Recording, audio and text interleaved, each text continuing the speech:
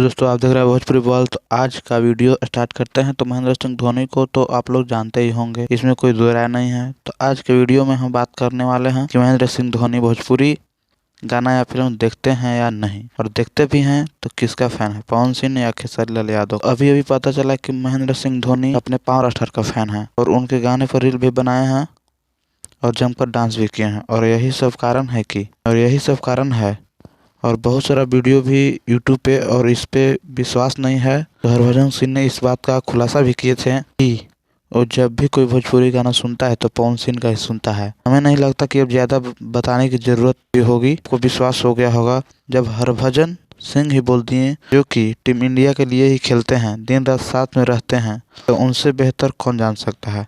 तो अब तो आपको भी यकीन हो गया होगा।